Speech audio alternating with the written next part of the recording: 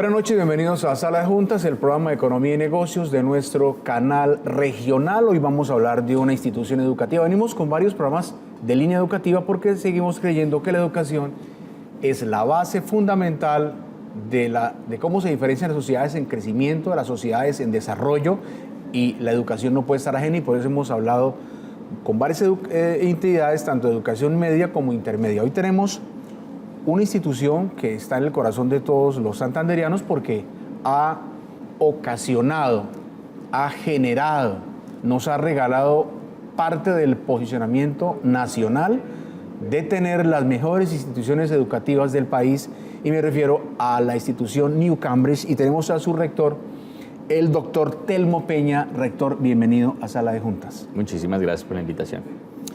Como rector, como muy joven, para decirle rector, no. Pues sí, es un reto muy grande el que tenemos todo un equipo de trabajo que hacemos lo mejor todos los días. Uno se imagina un rector de una institución tan importante como un ser mucho más grande, mucho más gordito, mucho más, bien calvito y como con cara de bravo, ¿no? ¿Ya ese modelo de rectoría no funciona? Sí, yo creo que lo que se busca es que haya un contacto con los estudiantes, un contacto con los profesores, y no una persona encerrada entre una oficina. Pero pues los años también dan experiencia, y creo que hay muchos rectores que admiro muchísimo, que tienen muchos años y que son incluso más calvos que yo, que hacen una excelente labor también todos los días. ¿Tú eres egresado del New Cambridge? No, yo estudié en Estados Unidos y en Bogotá toda mi vida, y pues me trajeron para dirigir el colegio hace ya 8 años, y estoy muy contento de estar acá en Santander. Bueno, ¿cuál ha sido, digamos, fundamentalmente el éxito que ha tenido, o en donde se ha originado el elemento diferencial de esta institución para poder, entre otras, destacar lo que hace la educación tanto privada como pública en el departamento, dado que siempre hemos estado en los primeros lugares en el ranking nacional, en las pruebas? A ver, ¿dónde ha estado el valor agregado? Yo creo que es un conjunto de varias cosas. Lo primero es que, a diferencia de otros lugares en el país en donde he tenido la oportunidad de trabajar, en Santander la conformación familiar es algo fundamental. Los papás están muy pendientes de sus estudiantes y trabajan de la mano de los colegios para producir un buen producto en conjunto. No es el colegio alejado al cual los papás nunca entran, sino que los papás están muy involucrados con las actividades escolares, y eso es un plus muy importante. El segundo elemento es que yo creo que en Santander ocurre algo en particular, y es que siempre se está pensando en cómo ir más adelante, no simplemente cumplir con unos estándares y ya, sino mirar qué otras cosas podemos hacer para retar a los estudiantes y para tener instituciones educativas de mejor calidad. Y hay otro elemento que me ha gustado muchísimo, es que hay una actitud de apertura entre muchos colegios, y esa actitud de apertura hace que podamos aprender los unos de los otros y compartir prácticas, compartir resultados, mirar de qué manera podemos ayudarnos, en qué forma podemos educar mejor a los niños, y eso ha sido fundamental. Hay otro elemento que considero también clave, y es que el profesor santanderiano es un profesor excelente. Me ha llamado muchísimo la atención que hay muchas instituciones que buscan constantemente traer profesores de diferentes partes, pero nos hemos encontrado con que el profesor santanderiano es realmente espectacular. Es una persona dedicada, es una persona honesta, es una persona trabajadora, es una persona que sabe enganchar a los estudiantes y que está por vocación y no por una necesidad pasajera. Ese conjunto de cosas nos ha servido muchísimo en el colegio, y bueno, y es un trabajo con un equipo maravilloso de personas que realmente funciona, y creo que lo que se está haciendo en Santander al respecto es muy interesante. Podemos decir que en ese conjunto de unión de colegios y de compartir y de trabajo en equipo de la comunidad educativa regional para lograr conservar siempre esos niveles, allí se permea y se une lo público y lo privado, o sea, ese compartir de experiencias están de un lado como de otro. Por supuesto. Ahorita, digamos, estamos trabajando en un proyecto con un colegio que se llama el Gonzalo Jiménez Navas. Sí. Y con ellos hemos trabajado en compartir experiencias para mejorar en las pruebas saber, pero también estamos educando a los profesores para que aprendan inglés, estamos haciendo diferentes proyectos sociales con diferentes cursos para que trabajen entre pares con los niños y no piensen que por tener situaciones socioeconómicas distintas son personas distintas o seres distintos, sino que son personas que viven en la misma comunidad y que se deben ayudar. Eso es muy importante. Es una transferencia de tecnología blanda que llamamos. Por supuesto. Como por compartir supuesto. experiencias ganadoras y hacerle transferencia. Es exactamente así. Y no solamente eso, sino que es mirar también cómo podemos trabajar de la mano con las diferentes secretarías de educación que hay en el área metropolitana para aprender con ellos, mirar qué experiencias tienen, cómo podemos ayudar, qué podemos darles a ellos. Nuestro proyecto educativo institucional, el documento y todos nuestros planes curriculares están completamente abiertos para que cualquiera los pueda consultar. Estamos completamente abiertos a que nos visiten y nos visitan de diferentes partes del país, así como instituciones de nuestra región. Y siempre que hacemos un evento buscamos que los colegios públicos y los privados puedan visitar nuestra institución para aprovecharse de esos eventos que hacemos. Perfecto, estamos con Telmo Peña, él es el rector del New Cambridge, contándonos muchas de sus experiencias, del porqué del posicionamiento del colegio y el porqué ese aporte al posicionamiento nacional de nuestra línea educativa en primaria y secundaria. Ya regresamos, estamos en Sala de Juntas, el programa de Economía y Negocios de nuestro canal regional.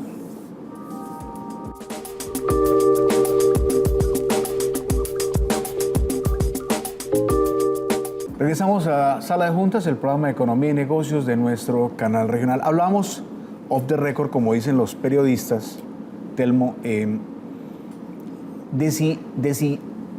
de por qué está tan ligada la lectura a la capacidad de expresión de un profesional, y lo veíamos seguramente con tus alumnos y con los alumnos de los colegios, en que existe una relación directa entre las personas que saben hablar o tienen capacidad de expresión, va ligada mucho a su nivel de absorción en la lectura o su cultura de lectura y escritura. A nivel de aprendizaje, ¿qué variables, qué conexión hay entre las dos? Primero es que hay que tener en cuenta que el lenguaje es el fundamento del pensamiento. Si no hay buen lenguaje, no hay buen pensamiento. Es así de sencillo. Entonces uno tiene que desarrollar unos buenos hábitos de lectura, unos buenos hábitos de escritura y unos buenos hábitos de expresión oral en los estudiantes. Si uno logra hacer eso, uno puede darles las competencias necesarias para poder ser exitosos en cualquier campo. Se ha encontrado que los presidentes de las mejores empresas no son grandes técnicos ni personas que sepan muchísimo del tema en particular, sino son personas que saben expresarse de la manera correcta. Que convencen. Eso, de Muy eso ligado al tema del liderazgo también. Totalmente. De hecho, el liderazgo es una habilidad que está arraigada a la comunicación, más no está arraigada a una competencia técnica nada más. Hemos visto grandes técnicos que son terribles líderes, ¿sí? Mientras que no pasa lo contrario. Cuando uno tiene una persona que pueda expresarse bien, que pueda saber transmitir las ideas que son, pues muy seguramente va a convencer a todo su equipo de trabajo y así va a funcionar la empresa de mejor manera.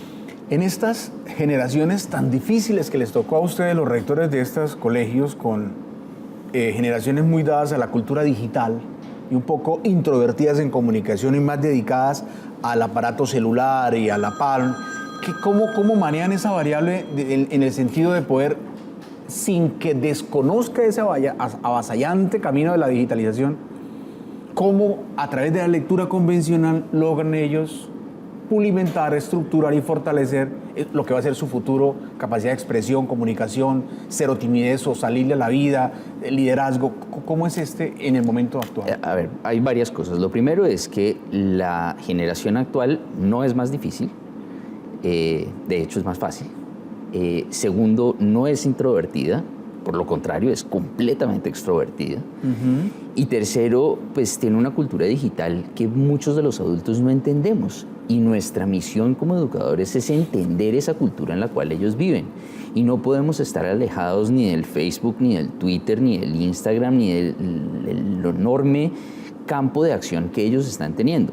En este momento los estudiantes están leyendo más que lo que leíamos nosotros cuando estábamos en el colegio. Los estudiantes en este momento se están comunicando más y de manera más efectiva entre ellos que lo que pasaba en generaciones anteriores. En este momento el reto que tenemos es cambiar la concepción de la educación completamente. El profesor que no esté metido en Facebook, el profesor que desconozca todos estos elementos es un profesor que para ellos no existe. El profesor no les habla el idioma. No les habla el idioma, les está hablando en un idioma antiguo que pues sí, puede ser muy válido, puede ser lo que quiera, pero no es el de ellos. Y de nada sirve que uno les esté hablando en un idioma que no es el de ellos. Uno puede decir, no, pues terrible, es que la lectura convencional, por poner un ejemplo, claro. El amor al libro, es que el libro huele muy bien. Los estudiantes en este momento prefieren leer en digital porque lo pueden rayar, porque pueden hacer una cantidad de cosas con el libro, lo pueden compartir, pueden extraer pedazos, pueden consultar las palabras inmediatamente y tener un mejor entendimiento que jamás se hubiera podido tener en generaciones anteriores. De hecho, cuando uno mira en este momento las competencias lectoras frente a lo que ocurría en los 90 y los 80 son mucho más avanzados y nos hacen ver a los que estudiamos en esa época que realmente no teníamos ninguna competencia lectora y escritora.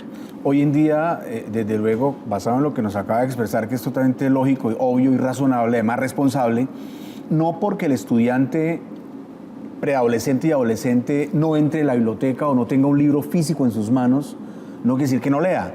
Es posible que recurre a la cultura digital para enterarse y para leer el computador o en su aparato celular inteligente consultar las cosas. Por supuesto. O sea, hoy en día es más válido lo uno que lo otro, lo digital que lo otro, pero igual ambos son lectura, ambos son investigación. De acuerdo. Hay diferentes estrategias de investigación y hay que enseñarle a los estudiantes a ser críticos con la investigación.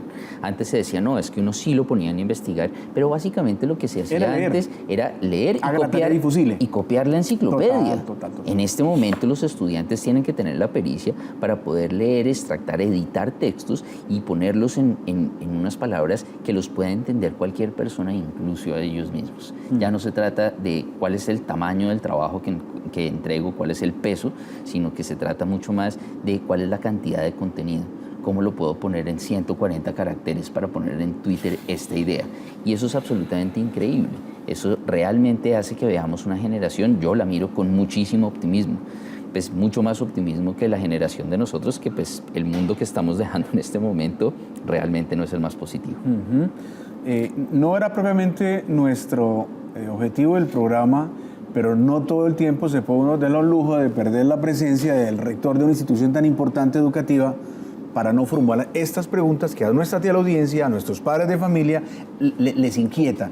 De manera tal que en nuestro próximo corte vamos a hablar un poco de cómo educar a ese estudiante a que siga creciendo y aprendiendo a través de una metodología digital, sin que a través de esa metodología digital se vaya hacia otros lados o quitarle los temores a los padres de familia de que no todo lo que venga de lo digital o de las redes es malo y le apunta también al crecimiento de su hijo. No sé si es más o menos la idea. Muy bien.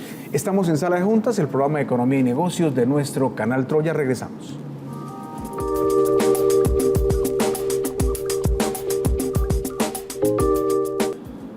Regresamos a Sala de Juntas, el programa de Economía y Negocios de nuestro canal Tro. Hoy hablando con el rector de New Cambridge, Telmo Peña, de temas que, aunque no estaban presupuestados inicialmente, han salido a la luz y no podemos evitar, no podemos inhibirnos de tocar. ¿Cómo maniobrar, Telmo, con las entidades públicas o las secretarías públicas de educación que de alguna forma los rigen a ustedes, dado la caracterización por ser entidad pública y el grado de desarrollo e innovación que han adquirido entidades privadas de educación como ustedes, como para que ambos elementos vayan de la mano? No veo cómo articulan dos entidades de naturaleza completamente opuesta. Yo creo que es estar en permanente contacto y tener un diálogo que sea muy franco, muy directo y con pocas pretensiones. Cuando la actividad privada siente que se las sabe todas y no confía nada en lo público, pues se cierra y hay un diálogo de sordos. Y lo mismo pasa al contrario. Pero cuando uno logra el establecer un contacto en donde uno le dice, mire, yo he aprendido esto, uno participa de los foros, uno va a las diferentes invitaciones que hacen, uno muestra que puede ayudar a diferentes sectores públicos y a diferentes colegios, en nuestro caso, pues la cosa cambia. Se trata de participar, se trata de ser abiertos, se trata de invitarlos a hacerlos partícipes y no se trata simplemente de enconcharse y mirarlos mal. Eso es muy importante. En ese proceso de planeación y de prospectiva que seguramente hace su institución, ¿qué es o cuál va a ser el principal aporte en esta época con los cuales compartan con las educaciones de carácter pública para que como que la educación primaria y del bachillerato medio en Santander siga los procesos que lleva de mejoramiento y nunca pierda los primeros 4 o 5 lugares que hace muchos años se conservan? Hay algo que nosotros realmente deseamos hacer y es tener en Santander estándares internacionales como los que nosotros estamos manejando y poder compartir con los colegios públicos cuáles son esos estándares internacionales y que ellos puedan regirse bajo esos estándares. 2 o 3 estándares que tengan ustedes y que no tengan la educación pública, ¿cuáles son? En las diferentes asignaturas hay elementos absolutamente específicos, entonces hacer que las asignaturas suban el nivel a que se cumplan esos estándares. Entonces, a nivel curricular, que tengan esos estándares explícitos. Y lo segundo es la forma de evaluación. Yo creo que la forma de evaluación que hace en este momento el ICFES es una forma muy válida, pero muy básica de evaluar al estudiante. Un elemento de evaluación por sistema de escogencia múltiple. ¿Eso? Es muy básico y no alcanza a explorar cómo están los estudiantes leyendo realmente, cómo están produciendo en términos de escritura. Y vemos que los estándares internacionales se centran en poder evaluar a los estudiantes de esa manera. Como un todo, más no metódicamente desde una ficha. Por supuesto. Entonces, eso me parece muy importante. Y el tercer elemento es que definitivamente hay que hacer que los colegios públicos, en alianza con los privados, empiecen a desarrollar sus programas de bilingüismo de verdad. No es darle unas horitas a los estudiantes de 11 y de 10º. Es realmente que arranquen desde el preescolar, y no porque sean bilingües y ya, sino porque el bilingüismo hace un desarrollo cognitivo que es fundamental en los estudiantes, y creo que eso es un esfuerzo que debemos hacer. Si nuestros estudiantes en toda la comunidad pudieran saber 2 idiomas y tener ese desarrollo cognitivo, seguro que podemos cambiar la educación. Y en todo esto hay un factor, un elemento vital, y el tema de lectura. Y a propósito de lectura, Telmo, yo sé que a tu escritorio llega Élite Empresarial. Supongo que ya la leíste, la de este mes. Correcto, sí. Número 27 de nuestro inquieto y exitoso empresario Sergio Augusto Moreno. Trae a César Torres Macías. Él es el presidente de Promioriente, una empresa de aporte en tema petrolero y de gas, de transporte de crudos, y obviamente con alta cultura de desarrollo. Se lo recomiendo. Hay mucha información que, aunque parece global, tiene total aplicabilidad a casos de éxito regional. Es decir, si uno no conoce lo que está pasando en el entorno, que no lo que lo regala mes a mes, nos regala Élite, pues uno ignora y únicamente se circunscribe a revisar el éxito de las empresas locales. Correcto. Yo creo que parte del aprendizaje es mirar afuera qué está pasando. Pero por supuesto. Y tomar un documento como esto, como Élite, y revisarlo mes a mes, a ver qué traen cosas nuevas y qué desarrollo traen otras empresas u otras instituciones educativas. He visto que publicaciones como Élite hacen una cosa muy importante, y es traer a palabras muy simples, ideas muy grandes, muy originales de diferentes personajes. De grandes He visto que han incluso traído a Matt Murray constantemente y han estado trabajando con él en diferentes instituciones educativas y trabajar el modelo. El traer también a los líderes de cómo han hecho empresas exitosas me parece que es fundamental, y me parece que se convierte en una lectura obligada para los jóvenes que quieren liderar el país, el mirar cómo se ha hecho de manera efectiva, honesta, con responsabilidad social, claro. Entre otras cosas. Me parece que eso es fundamental. Además, es que yo creo que las revistas se convierten en un elemento fundamental dentro de la literatura formativa de los estudiantes. Consulta permanente. Totalmente. Bueno, los invitamos a que Élite Empresarial, edición 27, lean un poquito lo que pasa en el mundo, contextualizado a lo que podemos explotar en nuestra región. Telmo, para finalizar, a nivel de emprendimiento, ¿qué cultura de trabajo desarrollan a nivel de educación para que tanto los muchachos de primaria como secundaria lleven ese chip? Además, porque sus padres en su mayoría son empresarios exitosos, reconocidos en la región, y cómo conservar esa vena. Dicho de otra forma, ¿la vena del emprendimiento es más genética o también un poquito fundamentada desde la base educativa? Yo creo que es basado en algo mucho más sencillo, que es casi que un mantra que tratamos de infundir en nuestros estudiantes, y es que constantemente se le dice a la gente: haga lo mejor que usted pueda. En el colegio nos gusta decirle a nuestros estudiantes es lo mejor no es suficiente, tienes que ir más allá.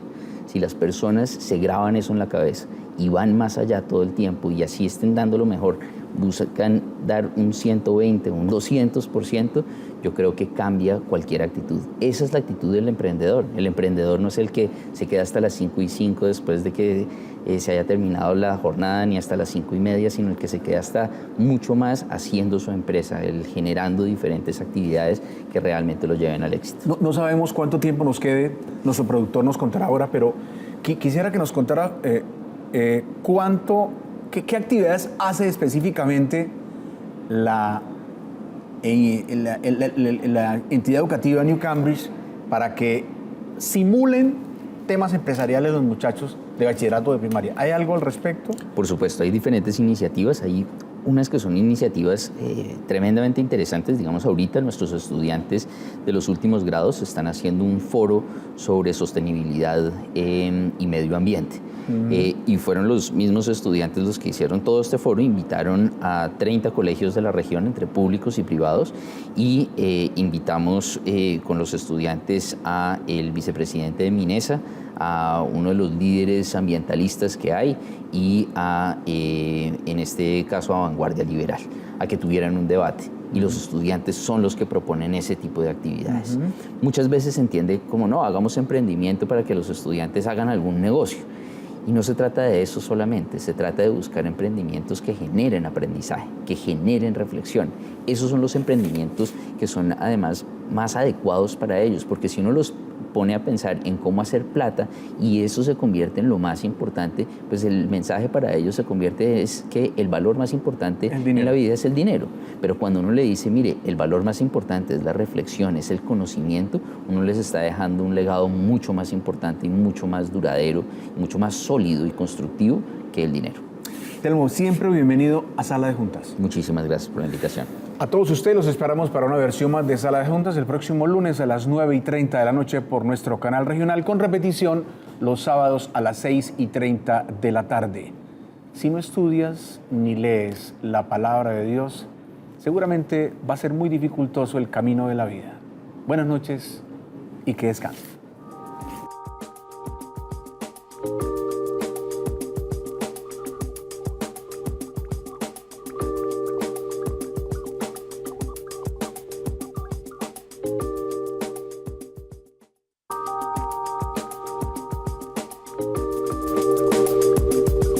Canaltro.com